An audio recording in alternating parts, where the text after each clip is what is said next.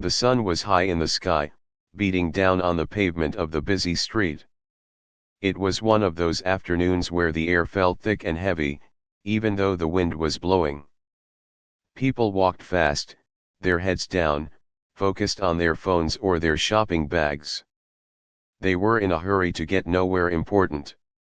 In the middle of this rush, there was a small restaurant. It wasn't a fancy place. The sign above the window was a bit faded, and the paint on the walls was chipped in places. But it had a good smell. The scent of fresh garlic and baking bread drifted out onto the street, trying to catch the attention of anyone passing by. Inside the restaurant, it was quiet. Too quiet. The lunch rush had ended an hour ago, leaving behind only the mess of empty plates and crumpled napkins. The owner, a man named Tom, stood behind the long wooden counter. He was rubbing a cloth over the surface, even though it was already clean. It was something he did when he was worried. Business had been slow lately. Every month, the bills seemed to get higher, and the number of customers seemed to get lower. Tom sighed, a deep sound that started in his chest and ended in his throat. He looked out the large glass window at the street. He hoped someone, anyone, would come in for a coffee or a sandwich. But the street was full of people who looked too busy to stop. Tom was tired. He wasn't old, but he felt old today. The wrinkles around his eyes seemed deeper than usual. He put the cleaning cloth down and leaned against the counter. He looked around his restaurant.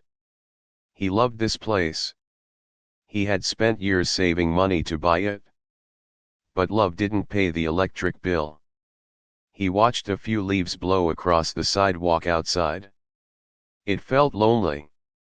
Then, a shadow fell across the glass door. Tom watched the person approach. It wasn't the usual walk of a hungry customer. It was a slow shuffle. The man stopped in front of the door and stood there for a long time. He didn't come in immediately. He just looked through the glass, his eyes scanning the empty tables. Tom felt a familiar tightening in his stomach. He knew this look. He saw it often enough. He knew what was coming before the handle even turned. The man pushed the door open. A small bell above the door jingled, but the sound was sharp and loud in the quiet room. The man stepped inside. He hesitated, letting the door close slowly behind him. He was not a big man. He looked smaller than he actually was because his shoulders were hunched forward, as if he was trying to hide inside his own coat. The coat was a dark brown color, but it had seen better days. There was a tear near the pocket, and the fabric looked thin and worn. Tom stayed behind the counter. He didn't smile, but he didn't frown either. He just watched. The man didn't walk up to the counter. He didn't look at the menu board on the wall. He stood just a few feet inside the door, his hands clasped tightly together. His fingers were red and rough from the cold air outside. "Can I help you?" Tom asked. His voice was neutral. He wasn't trying to be mean, but he was tired. He had heard every story in the book. He had given away too many free meals last month, and his own bank account was suffering for it. The man didn't speak at first. He looked down at his boots. They were dusty and scuffed. He took a deep breath, and Tom saw his shoulders shake a little. It wasn't from crying, at least not yet. It was from nerves. It was the shake of someone who has been ignored so many times that they are afraid to open their mouth. "Sir," the man finally said. His voice was quiet, raspy, like sandpaper rubbing on wood. "I don't want any money. I am not asking for cash." Tom raised an eyebrow slightly. He crossed his arms over his chest. This was a new opening. Usually, People started with a story about a broken down car or a lost wallet. "Okay," Tom said slowly. "Then what can I do for you?" The man lifted his head. His face was dirty, with smudges of gray on his cheeks, but his eyes were bright. They were a piercing blue color that looked out of place in his tired face. He looked past Tom, toward the corner of the restaurant. "I see a piano over there," the man said. Tom turned his head to look. In the far corner, hidden behind a stack of high chairs and a large potted plant, was an old upright piano. It was a family heirloom, or at least that was what the previous owner had told Tom. Tom didn't play. He didn't know anyone who played. For the last 2 years, the piano had mostly served as a shelf. Tom stored extra boxes of napkins and tablecloths on top of it. Sometimes, during the winter, he would hang his heavy wet coat on the side to dry. It was a neglected instrument. It was covered in a thin layer of dust. "Yeah, it's there," Tom said. "It's mostly for decoration. It doesn't get much use." The man took a small step forward. His eyes were locked on the piano. It was like he was looking at an old friend he hadn't seen in 20 years. The nervousness in his hands changed. They weren't clasping together anymore, they were hanging loose at his sides, his fingers twitching slightly. "I used to play," the man said. "A long time ago. Before everything went wrong." He stopped talking and swallowed hard. He looked back at Tom. "I am very hungry, sir. I haven't eaten in 2 days. I don't have any money to pay for food." Tom waited. He knew the punch line was coming. The but, the man continued, "I still have my hands. And I still remember the music." He pointed a trembling finger toward the dusty corner. "If I play a song for you, a good song, would you give me a meal, whatever you have? Soup, bread, leftovers. I am not picky." Tom looked at the man. He looked at the ragged coat, the dirty face, the trembling hands. He looked at the piano in the corner, buried under boxes and coats. It sounded absurd. This guy was probably going to bang on the keys like a toddler. He was probably going to make a terrible noise and scare away the few customers who might walk in. Tom worked hard to keep a calm, nice atmosphere. He didn't want a crazy scene in the middle of the afternoon. He should say no. He should tell the man that this was a place of business, not a concert hall. He should tell him to leave, to go to the shelter down the road. That was the smart business decision. That was what the bank would want him to do. But then Tom looked at the man's eyes again. There was no lying in them. There was no trick. There was only a desperate hope. It was the look of a man who was trying to hold onto the last piece of dignity he had left. He wasn't begging for a handout. He was offering a trade.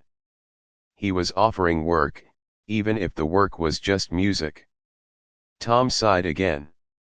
He uncrossed his arms. He felt a strange curiosity bubbling up inside him. What if the guy could actually play? It would certainly break up the boredom of the afternoon. And if he was terrible, Tom could stop him, give him a roll out of pity, and send him on his way. It wasn't like the restaurant was full of people he had to impress. "Okay," Tom said. The man looked surprised, like he hadn't actually expected Tom to say yes. "Okay," he whispered. "One song," Tom said firmly. He pointed at the corner. "If you can play, and I mean actually make music, not just noise, you get a hot lunch. You can sit in the back booth. But if you bang on the keys or break anything, you have to leave. Deal?" A huge smile broke out on the man's face. It transformed him. For a second, he didn't look like a homeless man on the street. He looked younger. The dirt on his face didn't seem to matter. "Deal," the man said. His voice was stronger now.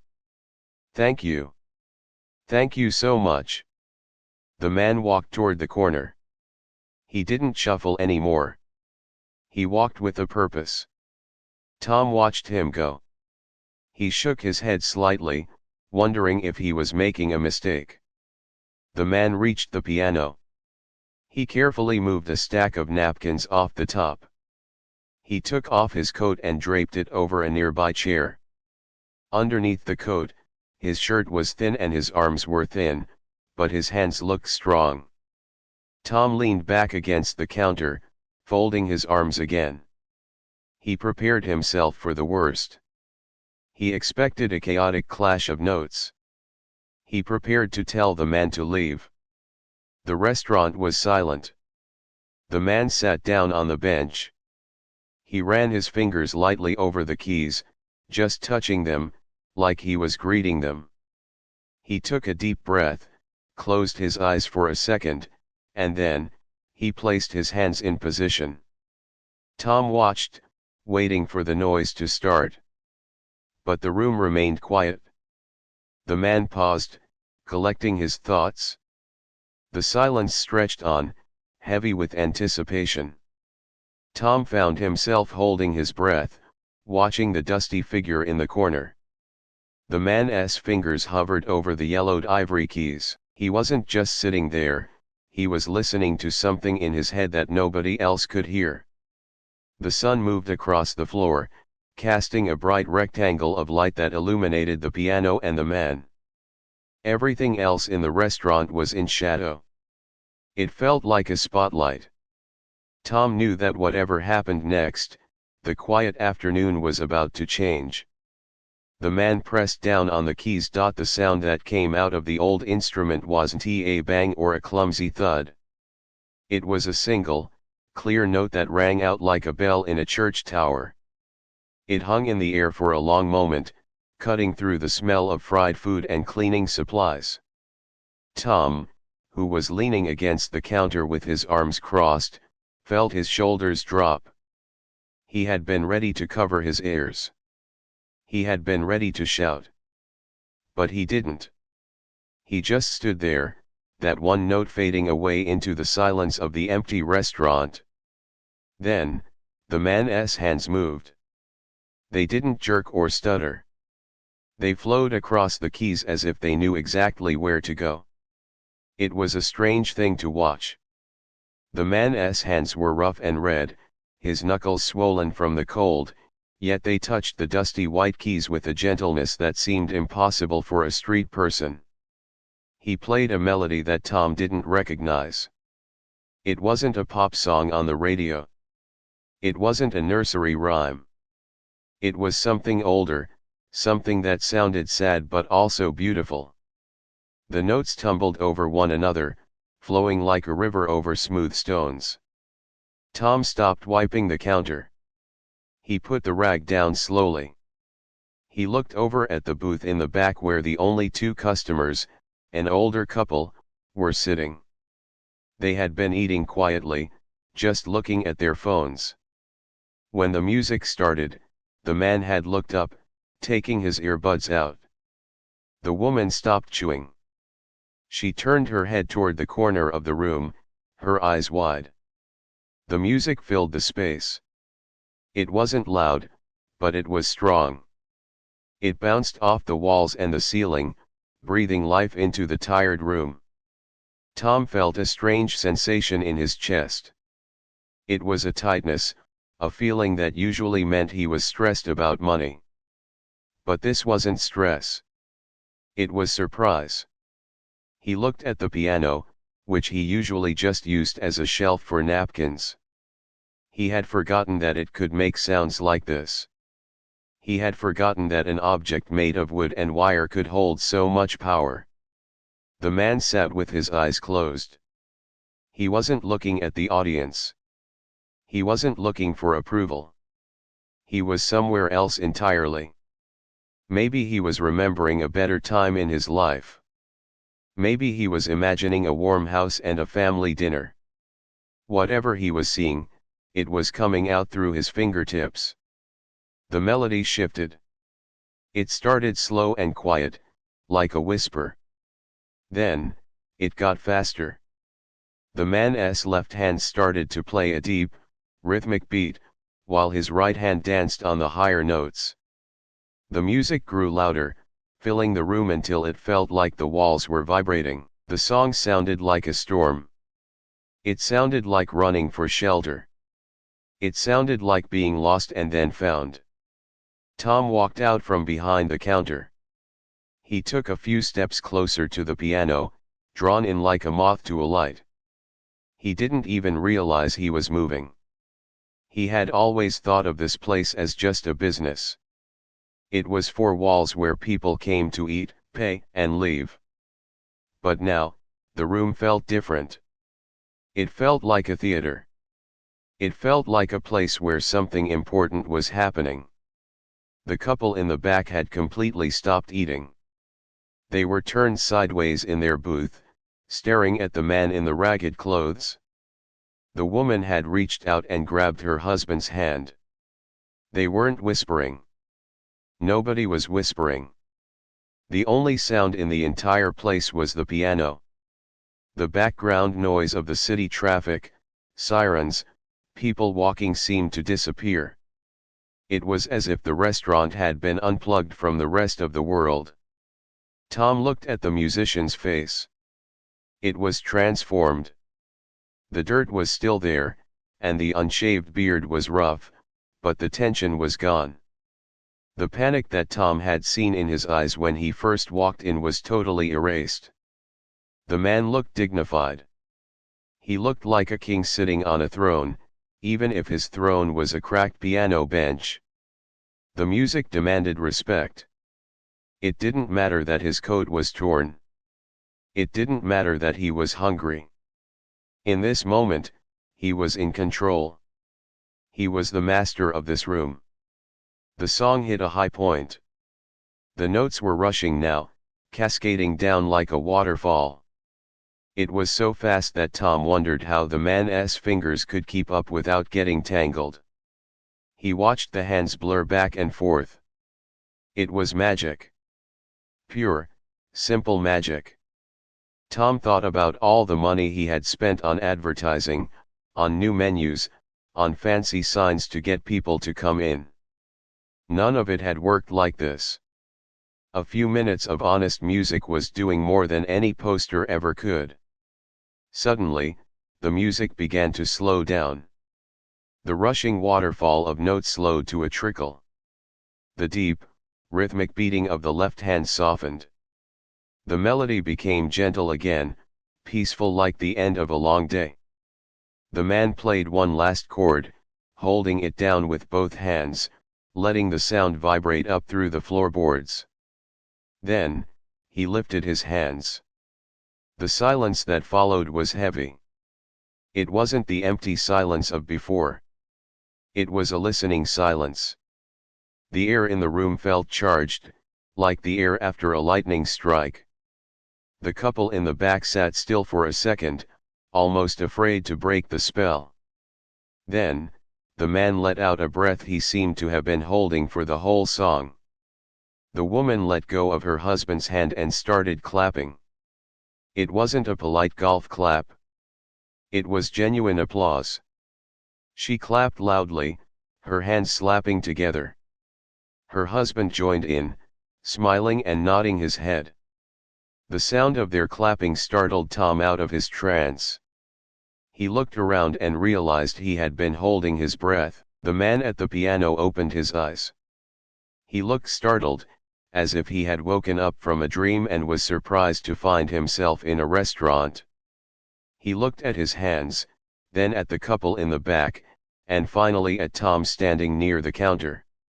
He seemed to shrink back into his shoulders, the dignity fading away as reality came back. The king on the throne was gone, and the hungry traveler was back. He looked shy and embarrassed. He shifted on the bench, ready to be told to leave. Tom took a deep breath. He didn't know what to say. Thank you felt too small. Good job felt like he was a teacher grading a student. He looked at the piano, then at the man. He realized that he had judged a book by its cover. He had seen a dirty man and assumed he had nothing to offer. He had been wrong. You know, Tom said, breaking the silence. His voice sounded loud in the quiet room. I've had that piano for 3 years. Nobody has ever made it sound like that. The man looked down at his lap. I'm a bit rusty, he mumbled, his voice quiet again. I missed a few notes in the middle. Tom shook his head. I didn't hear any missed notes, he said. That was really something. The couple in the back got up to pay. They walked past the piano, and the woman stopped. She put a hand on the man's shoulder for a second. That was beautiful, she said softly. Thank you for playing. The man looked up, surprised. He nodded, but he didn't speak. He seemed overwhelmed by the kindness. The couple walked to the register, and Tom rung them up. They left a tip on the counter that was much bigger than the cost of their coffee. It sat there next to the register, a silent testament to the power of the music. Tom walked over to the kitchen window. Hey, he called to the cook. Make up a plate of the roast chicken. And put a big scoop of potatoes on there. And a side of green beans. Make it a good plate. You got it, boss, the cook replied, looking out to see who the food was for. Tom walked back to the man at the piano.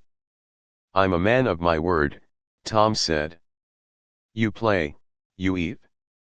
It's going to take a few minutes to cook, but have a seat at the counter. You can have some water while you wait. The man looked like he might cry. He swallowed hard. Sir, he said. I don't want to sit at the counter. I don't want to scare your customers.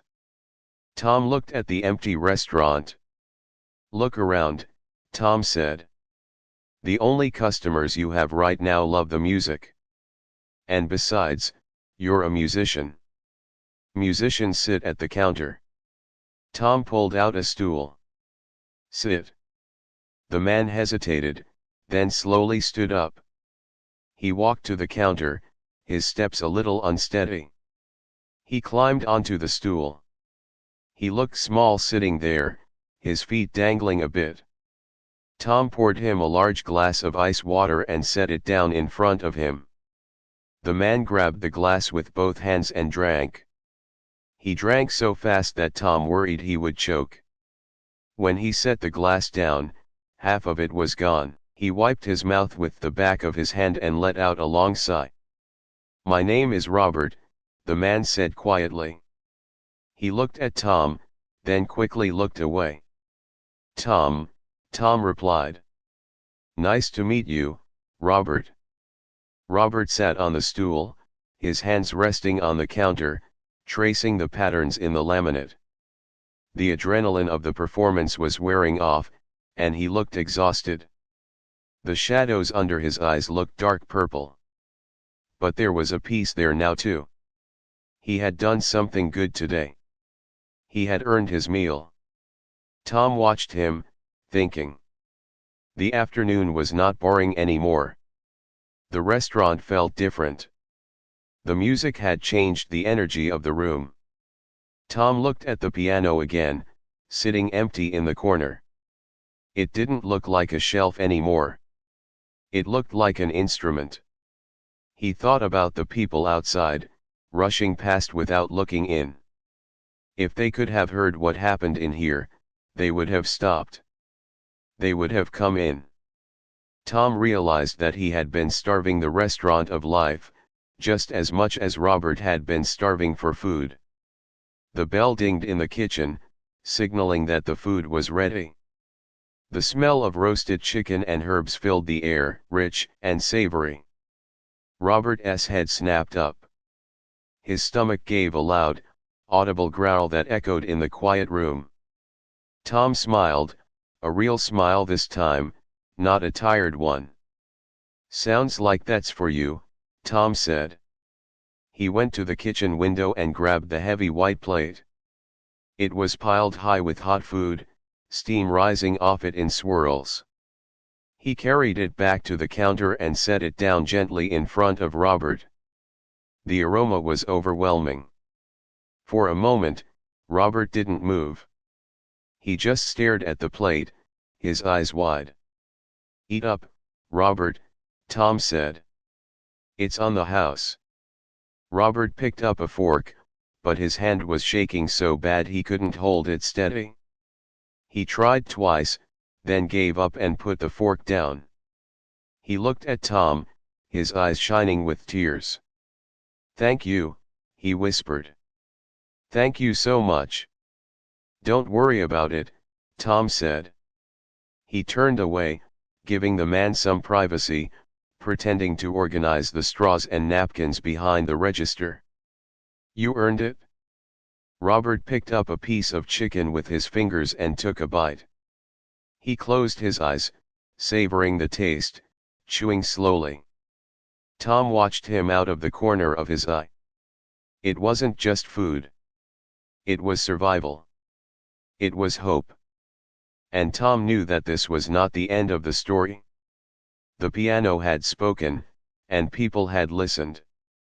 The silence was gone, and something new was just beginning. Robert sat on the stool, his body hunched over the plate as if he was protecting it from a storm.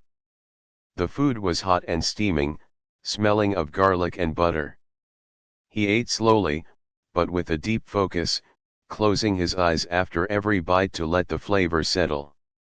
He didn't shovel the food in like an animal, he ate like a king enjoying a feast, savoring every morsel. The silence in the restaurant was no longer empty or awkward, it was a peaceful silence, filled only with the sound of the silverware clinking against the plate and the soft hum of the refrigerator in the back. Tom leaned against the counter near the register, watching him. He felt a strange sense of calm wash over him. Earlier, he had been worried about the bills and the lack of customers. Now, watching Robert eat, those problems felt very far away. It felt good to do something decent. It felt right. The couple in the back had left a few minutes ago, smiling and nodding at Tom on their way out. They had been happy. The music had made them happy. When the plate was almost empty, Robert wiped his mouth with the rough paper napkin and took a long drink of water. He let out a sigh that sounded like a deflating tire, a sound of pure relief. He turned on the stool to look at Tom. His eyes were clearer now, and the panic was gone. "That was the best meal I have had in years," Robert said. His voice was still raspy, but it was stronger than before. "I'm glad," Tom said, crossing his arms. "You looked like you needed it." Robert nodded. He looked down at his hands, which were resting on his lap. The color was coming back to his skin. He flexed his fingers, opening and closing them slowly. "I feel like I have my strength back," he said softly. Tom looked at the clock on the wall. It was late afternoon. The sun was starting to dip lower in the sky, casting long orange shadows across the floor. The dinner rush was still an hour or two away. Usually, this was the dead time where Tom just counted sugar packets and waited. But today, the air felt different. The piano was still sitting in the corner, looking shiny and new in the fading light. "Do you play anything else?" Tom asked. He didn't really mean to say it out loud, but the question slipped out. Robert looked up, surprised. "Oh, yes. I know a lot of songs. I used to play in a hotel lobby years ago. People like to dance." Tom walked over to the big glass window and looked out. A few people were walking by, heads down, checking their watches. They looked tired. They looked like they needed a break. An idea started to form in the back of Tom's mind. It was a crazy idea, the kind that made business owners nervous. But he didn't feel nervous. He felt hopeful. "How would you like to play another one?" Tom asked, turning back to face Robert. "Just for the street. The door is open. Maybe you can catch their attention." Robert's eyes widened. He looked at the open door, then at the piano. A mix of excitement and fear crossed his face. I don't know. It's been a long time since I played for people. My hand cramps up sometimes." "Just play what you can," Tom said, waving a hand dismissively. "If it hurts, stop." But honestly, looking out there, they could use a little music. They could use a reason to stop. Robert thought about it for a moment. He looked at the empty plate, then at the glass of water. He took a deep breath and nodded slowly. "Okay," he said, "I know a tune that might work. Something happy." He slid off the stool and walked back to the corner. He stood by the piano for a second, adjusting his shirt and straightening his back. He didn't look like a homeless man walking back to a shelter. He looked like a worker walking onto a construction site. He had a job to do. He sat down on the bench. He flexed his fingers a few times, making a loud popping sound with his knuckles. He looked at the keys with a serious expression. He was searching for the song in his head, finding the starting note. Then, his hands moved. This time, the music was different. It wasn't sad. It wasn't slow. It was upbeat and bouncy. It had a rhythm that made your foot want to tap. It was a lively jazz tune, full of energy and life. The notes skipped and jumped, filling the restaurant with a golden glow. The effect was instant. Outside on the street, a woman walking a dog stopped. She turned her head toward the door. The dog sat down, ears perked up. A man in a suit, typing furiously on his phone, paused. He took one earbud out. He looked at the restaurant window, confused by the sound. The music drifted out into the street, mixing with the noise of the city, wrapping around the tired people. Tom watched from the counter. It was like magic. The people outside slowed down. They weren't rushing anymore. They were listening. The man with the phone actually smiled. He put his phone in his pocket and took a step toward the door. The dog walker did the same. It was as if the music had turned a magnet on, and the people were the metal. Robert was playing better than before. The food had given him energy. His fingers were flying across the keys, intricate and fast. He was lost in the rhythm, his head bobbing slightly to the beat. The piano, which had been silent for so long, seemed to be waking up properly, singing loud and clear. Tom watched Robert closely. He saw the joy on the man's face. It wasn't just about the food anymore. It was about having a purpose. It was about being seen and heard. For years, Robert had been invisible, a ghost on the sidewalk. Now, he was the center of attention. He was the one making the magic happen. Tom felt a lump form in his throat. It was amazing what a little bit of dignity could do for a person. Then, it happened. Robert was in the middle of a fast, complicated run of notes. He was pushing the tempo, going faster and faster, building up to a big finish. He was hitting every key perfectly, his hands moving like a blur. It was the best he had played all day. Suddenly, his left hand jerked. It was a small, sharp spasm, just a sudden twitch of a muscle in his forearm. But on the piano, it was a disaster. His hand hit 3 wrong keys at once, creating a loud, discordant crash that sounded like a dropped tray of glasses. The music stopped dead. The beautiful melody shattered into a mess of noise. The room, which had been filled with joy and energy, instantly froze. The people outside who had been drawn in by the sound stopped smiling. The spell was broken. The magic was gone in a heartbeat. Robert gasped. He pulled his hands back from the keys as if he had been burned.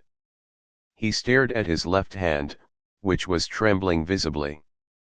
The cramp had seized his fingers, curling them inward. He tried to straighten them out, but they wouldn't cooperate. The muscle was tight as a knot. Tom stood up straight. He saw the panic flood back into Robert's eyes. It was worse than before. Robert looked around the room. The dog walker had stepped inside, curious, but now she looked concerned. The man in the suit was standing just inside the threshold. They were all staring at the pianist. Robert's face turned a bright shade of red. He looked from his twitching hand to the keyboard, then to Tom. The shame was crushing him. He had felt like a professional, a musician, an artist. Now, he felt like a fraud. He felt like a broken old man who had pretended to be something he wasn't. I can't, Robert stammered. His voice was shaking so hard he could barely get the words out. I'm sorry. I messed it up. I ruined it. He started to push himself off the bench. He was retreating. He wanted to run away. He wanted to grab his coat and disappear back into the shadows where he wouldn't disappoint anyone. The fear of judgment was stronger than the hunger had been. He couldn't handle the looks from the people inside. He thought they were laughing at him. He thought they were wondering why this dirty bum was touching a piano. Tom moved quickly. He didn't want Robert to leave. He saw the distress on the man's face. He saw that Robert wasn't hurt physically, but his pride was shattered. Whoa, wait a second, Tom said. He walked around the counter and toward the piano, but he didn't look angry. He kept his voice low and calm. Robert was already standing, clutching his left hand with his right one, trying to massage the cramp out. I have to go, Robert whispered. He reached for his coat on the chair. I'm sorry.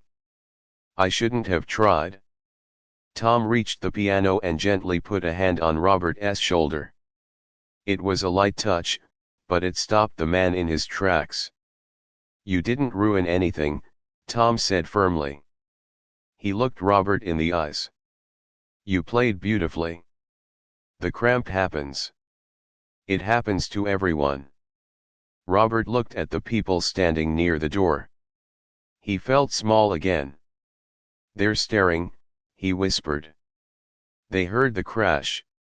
It sounded terrible. Tom turned to the small crowd that had gathered near the entrance. The man in the suit and the woman with the dog were standing there, looking concerned. Tom raised his voice just a little.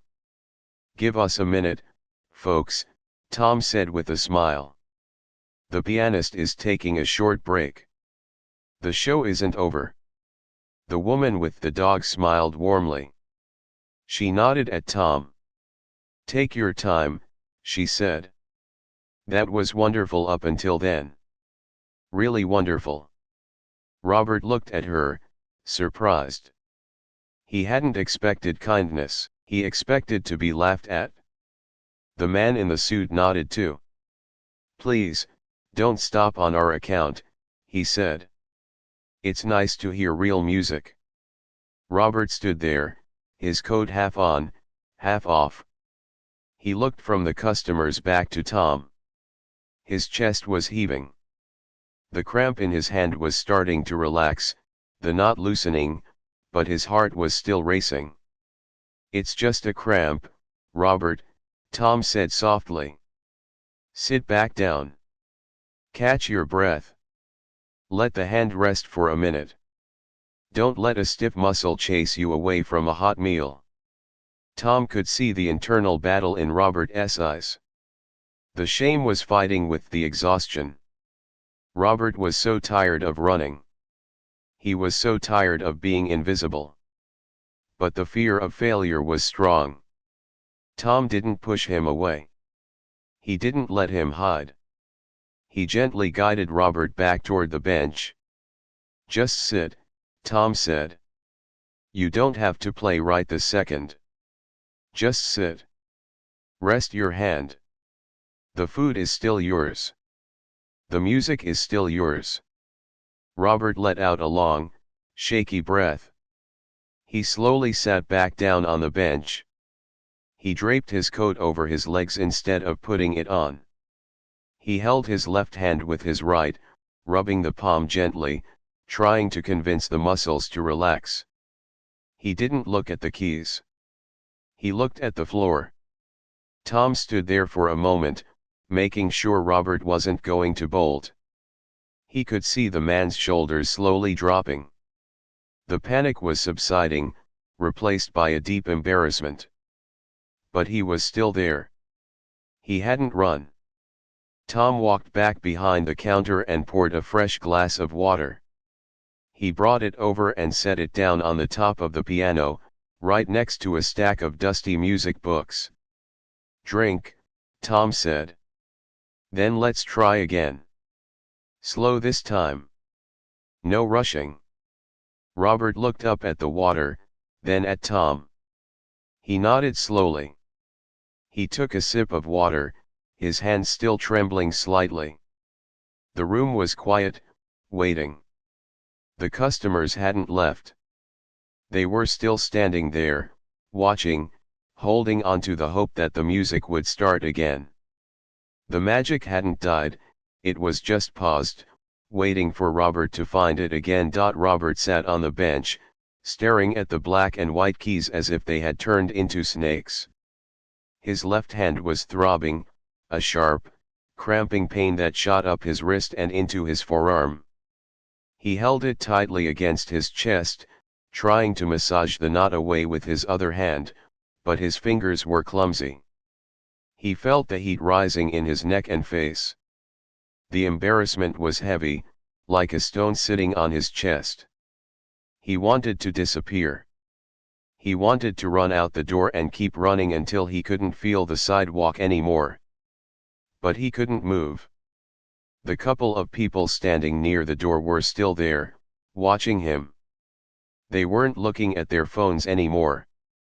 They were looking at him with patient, kind eyes. The man in the suit hadn't walked out. The woman with the dog was gently scratching her dog's ears, waiting. It was the hardest thing in the world for Robert to sit there and be seen when he felt like a failure. Tom stood by the piano, leaning against the side.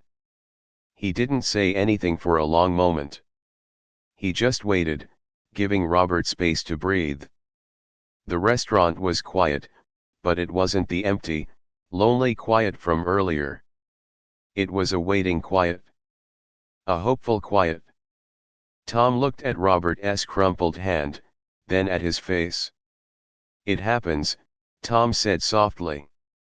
"Muscles get tight. Cold weather, stress, hunger, it all adds up." He tapped the top of the piano lightly. "My back goes out sometimes when I bend over to pick up a fork. Does that mean I can't run a restaurant? No. It just means I need to stretch." Robert let out a short, nervous breath that was almost a laugh. He looked down at his hand. The cramp was slowly easing, the sharp pain turning into a dull ache. "I used to play for hours," Robert whispered, more to himself than to Tom. "I could play all night at the hotel.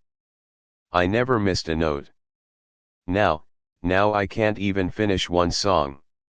"That was years ago," Tom said. You're a different person now. But the music is still in there. You proved that. Robert looked up. You really think so, or are you just being nice so I don't make a scene? Tom smiled, a genuine, easy smile. I'm a business owner, Robert. I don't pay people with compliments. I pay them with food. You ate. You earned it. Now, drink the water. Hydration helps. Robert picked up the glass with his good hand and took a long drink. The cold water felt good going down. It cleared his head a little. He looked at the piano again. He was terrified to touch it. He was scared that his hand would spasm again, that the beautiful music would turn into that horrible crashing noise once more. But sitting there in silence felt worse. It felt like admitting defeat. He took a deep breath and slowly, very slowly, placed his left hand back on the keys. He hovered his fingers over the ivory, testing the air. His hand shook a little, but the fingers obeyed. He pressed down a C chord. It was clean. No shaking. No wrong notes. There you go, Tom said. He didn't cheer, he just stated it like a fact. See, it remembers. The small crowd near the door shifted. The man in the suit checked his watch, then relaxed his shoulders. He seemed to have decided to stay. The atmosphere in the room was shifting from awkward tension back to anticipation. The air felt charged again, like the moment right before the lights go down in a theater. Robert took another breath. He didn't try to play the fast jazz song again. He knew he couldn't manage that speed yet. Instead, he thought of something simpler. Something steady. He thought of a melody his mother used to hum to him when he was a little boy, sitting on the porch steps in the summer. It was an old tune, slow and comforting. He started to play. It wasn't flashy. It wasn't fast. It was a gentle, rocking rhythm. A lullaby for adults. The melody was sweet and sad, full of longing. It was the kind of song that reminded you of home, even if you didn't have a home anymore. As the notes floated out, Robert closed his eyes. He blocked out the people, the restaurant, and his own fear. He just listened to the sound. The pain in his hand was still there, a dull background ache, but he played around it. He was gentle with himself. He didn't force the notes. He let them come naturally. The effect on the room was immediate and powerful. The tension that had built up during the cramp melted away. The man in the suit closed his eyes and leaned back against the wall, letting his head rest. The woman with the dog swayed slightly back and forth. Even the dog sat down, letting out a long, contented sigh and resting its chin on its paws. Tom watched from the counter. He had finished wiping the same spot for the third time and finally threw the rag into the sink. He didn't need to look busy anymore. He could just be a listener. He felt a strange sense of peace settle over him. The stress of the rent, the electric bill, the broken cooler in the back, it all seemed unimportant right now. In this moment, there was only the music. It was filling the holes in his life that he didn't even know were there. Robert played through the melody twice, adding little flourishes here and there, decorating the song like he was painting a picture. He was being kind to himself. He was forgiving himself for the mistake. Every perfect note was a way of saying, I am still here. I can still do this. When he finally played the last chord and let his hands rest on his lap, the silence that followed was warm. It wasn't a cold silence of judgment. It was a hug. The man in the suit opened his eyes. He looked at Robert with genuine respect. He walked over to the counter where Tom was standing. How much for the coffee? The man asked. It's on the house, Tom said quietly. You listened. That's payment enough. No, the man said firmly. He pulled a bill out of his wallet, a crisp $20 bill, and placed it on the counter. The coffee is free. The music is worth more. He tapped the bill. For him. Tell him it was the best thing I've heard all year. Before Tom could argue, the man turned and walked out, a lighter spring in his step than when he came in. The woman with the dog walked up to the piano. She didn't say anything. She just took a $10 bill out of her pocket and placed it gently on the top of the piano, right next to Robert's glass of water. Robert looked up, startled. He hadn't even seen her approach. Thank you, she whispered. She smiled, her eyes crinkling at the corners. That was beautiful. My mother loved that song. She turned and walked out, giving a little wave to Tom. The bell above the door jingled as she left, but the sound seemed cheerful now, not sharp. Robert sat on the bench, staring at the money. Then he looked at Tom, his eyes wide. They paid me. Tom walked over and picked up the bills. He held them out to Robert. They did. People pay for what they value. And right now, they value your music. Robert took the money with a trembling hand. He held the $30 like it was made of gold leaf. He looked at it, then at his hand, and then at Tom. I can keep this. Every cent, Tom said. You earned it twice over. Once with the music, and twice by getting back on that bench. Robert looked down at the bills again. A single tear rolled down his cheek, cutting a track through the dust on his face. He quickly wiped it away, but the smile that broke through was brilliant. It wasn't just a smile of relief, it was a smile of validation. For years, people had looked at him and seen a problem to be ignored or a nuisance to be stepped over. Today, they looked at him and saw an artist. They saw a man with talent. I don't know what to say, Robert stammered. You don't have to say anything, Tom said. Just keep playing if you want. Or eat. Or rest. Tom looked around the restaurant. The dinner rush was starting. The sun was down, and the street lights were flickering on outside. But the mood had changed entirely. The dead time had vanished. The restaurant felt alive. It felt like a place where things happened. It felt like a destination. Robert carefully folded the money and put it deep into his pants pocket. He patted the pocket to make sure it was safe. Then he turned back to the piano. He didn't look tired anymore. He looked energized. The food was sitting warm in his stomach, the money was safe in his pocket, and the fear was gone. You know, Robert said, his voice stronger than it had been all day. I think I know a few more songs. If you don't mind. Tom leaned against the counter, crossing his arms. He looked at the dusty piano, the empty plates, and the door that was open to the night air. I don't mind at all, Robert. Play as long as you like. Robert smiled and cracked his knuckles one more time. He placed his hands on the keys, ready to start again. He wasn't just playing for food anymore.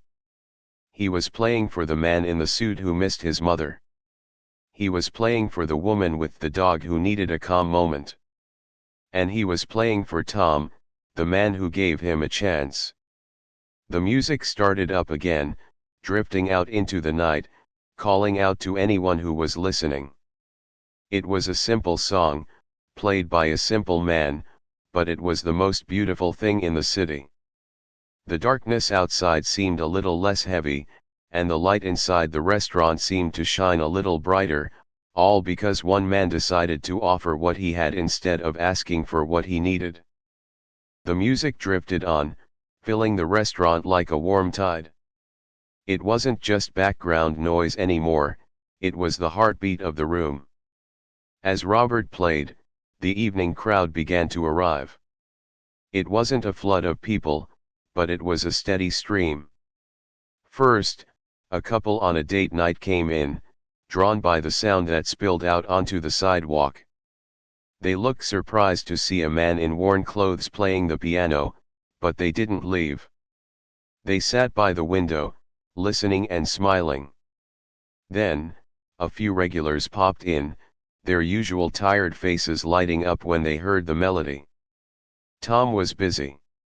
He was rushing between tables taking orders, pouring drinks, and carrying trays of food. He was moving faster than he had in weeks.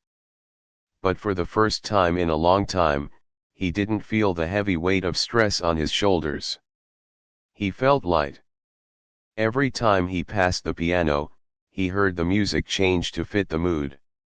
When the restaurant was noisy, Robert played something upbeat and rhythmic. When it quieted down, he played something soft and thoughtful. It was perfect. About an hour later, the rush slowed down. The tables were full, the clinking of silverware mixed with the music, and the cash register had dinged more times than Tom could count. He took a moment to lean against the back wall and wipe the sweat from his forehead. He looked at Robert. The man looked exhausted. His movements were slower, and his head drooped a little between songs. He had been playing for nearly 3 hours. Even a professional needs a break. Tom walked over to the piano during a pause in the music. He placed a glass of ice water on the top shelf again. "Take a breather, Robert," Tom said, leaning down so the customers wouldn't hear. "You've earned a rest." Robert looked up, his eyes tired but happy. "I'm okay," he said, though his voice was raspy. "I like playing. It makes the time go." "You've done more than enough," Tom insisted. "People love it. But don't wear yourself out. You can't play if your hands fall off." Robert chuckled, a dry, dusty sound. He took a sip of water and flexed his fingers. "It's strange," he said quietly. "I came in here just hoping for a bowl of soup. I didn't expect this." He looked around the crowded room. "I haven't felt this useful in a long time. People aren't looking through me today. They're looking at me." Tom nodded. He understood exactly what he meant. "You have a gift, Robert. You shouldn't hide it." "I didn't have anywhere to use it," Robert said. He looked down at the keys. "The streets are loud. If I play on a street corner, people just think I'm begging for change. They put coins in a case and keep walking. They don't actually listen. But here." He paused, looking at the families eating dinner. "Here, they listen. It feels different." Tom thought about that. He thought about the difference between charity and work. He thought about how people treat you when you have value to offer. He looked at the piano, sitting in the corner. It had been a dusty shelf for years. Now, it was the most important thing in the room. Tom looked around to make sure none of the waiters were watching. He leaned in closer to Robert. "I've been thinking," Tom started. He wasn't sure how to say it. He wasn't even sure if it was a good idea. But it felt right. "This place, it gets dead in the afternoons. Like you saw earlier. The lunch rush leaves, and nobody comes in until dinner. It's hard to pay the bills when the restaurant is empty for 3 hours." Robert looked at him, waiting. "You seem to know a lot of songs," Tom continued. "More than just the ones you played today. And you know how to read a room. That's not something you can teach." "I learned from playing in hotels for 30 years, Robert said. You learn to play what people want to hear so they buy more drinks. Tom smiled. Exactly. So, what I'm asking is, do you want a job? Robert froze. He looked at Tom with wide eyes, like a deer caught in headlights. A job. Not full-time, Tom said quickly. I can't promise you the world. But if you come in every day, say, from 2 to 5 in the afternoon, you play whatever you want. You get the dinner shift started on the right foot. I can't pay you a fortune, but I can give you a hot meal every day, plus a wage. Minimum wage to start. And tips, he pointed to the glass jar on the piano that was already half full of dollar bills. All of that is yours. Robert sat back on the bench. He looked at the tip jar, then at the full restaurant, and finally at his own rough hands. He opened his mouth to speak, but no words came out. He looked like he was trying to solve a math problem that was too hard. For years, his life had been about survival, finding a dry place to sleep, finding a scrap of food, avoiding the police. The concept of a job with a schedule and a wage felt like something from a different lifetime. You don't have to decide right now, Tom said gently. Go sleep on it. Come back tomorrow if you want. No, Robert said firmly. He shook his head. I don't need to sleep on it. I want to do it. I really do. He looked around nervously. But, look at me. I don't have nice clothes. I smell like, well, like the street. I don't want to scare away your customers. Tom looked at Robert. He saw the dirt, the ragged hair, the worn boots. But he also saw the talent. He saw the way the customers smiled when Robert played. The customers aren't listening to your clothes, Robert. They're listening to your music. But, if you want the job, we do have to figure out a few things. I've got a friend who runs a barbershop down the street. I think we can get you cleaned up a bit. A shower, a haircut, maybe a shave. Robert reached up and touched his beard. It was messy and gray. He hadn't seen his own chin in months. I used to be clean, he said softly. I used to wear suits. We can get you back there, Tom said. Not all at once. We take it one step at a time, but you have a place here now, if you want it. You're not the piano player for food. You're the piano player for the restaurant. A single tear rolled down Robert's cheek, catching the light from the overhead lamp. He didn't wipe it away this time. He just let it fall. He nodded his head vigorously. Yes, he whispered. Yes, please. I would like that very much. Tom reached out and patted Robert on the shoulder. It was a solid, reassuring grip. Good. It's a deal then. Come in tomorrow at 1:30. We'll get you settled. Robert smiled. It was a genuine, toothy smile that made his whole face light up. He placed his hands back on the keys. One more song for tonight, he asked. Make it a good one, Tom said. Robert launched into a final melody. It was faster than the others, full of joy and energy. It sounded like a celebration. The people in the restaurant clapped along. A little girl got up from her table and danced near the piano, spinning in circles while her parents laughed. Tom watched, leaning against the wall. He saw the future of his business changing right in front of his eyes. He saw a man finding his way back to humanity. When the song ended, the restaurant erupted in applause. Robert stood up and bowed awkwardly, his face flushed with happiness. He gathered his coat and his small bag of things. He walked over to Tom. Thank you, Tom, Robert said. He held out his hand. Tom shook it. It was a strong handshake. See you tomorrow, Robert. Robert walked to the door. He paused before he pushed it open. He looked back at the piano, sitting in the corner, and then at Tom. I won't let you down, he said. I know you won't, Tom replied. Robert walked out into the night. The bell jingled above the door, marking his exit. Tom stood alone in the center of his restaurant. The customers were finishing their meals, chatting happily. The vibe was different. It wasn't just a place to eat, it was a place with a soul. Tom walked over to the piano. He ran his hand along the smooth wood.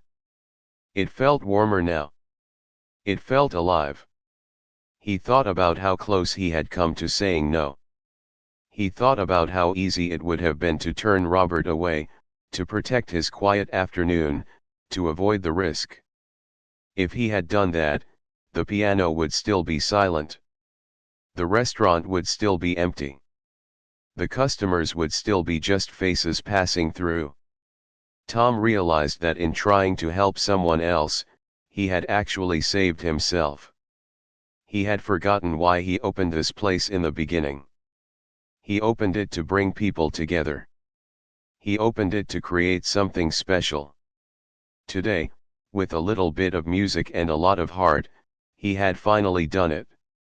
He grabbed a rag and wiped down the top of the piano, clearing away the dust. He looked at the empty bench. Tomorrow, it would be filled again. And the day after that, and the day after that. The silence was gone, replaced by a promise. Tom turned off the lights above the dining area, leaving the warm glow of the street lamps to shine through the windows. He walked to the door, locked it, and stepped out into the cool night air. The city was noisy, sirens wailing in the distance, but Tom felt a sense of peace that he hadn't felt in years. He looked down the street, wondering where Robert was sleeping tonight, knowing that tomorrow, he would have a place to go. He walked to his car, whistling the tune Robert had played earlier. It was a simple song, but it stuck in his head. It was the sound of a second chance. It was the sound of hope. And it was the most beautiful music Tom had ever heard.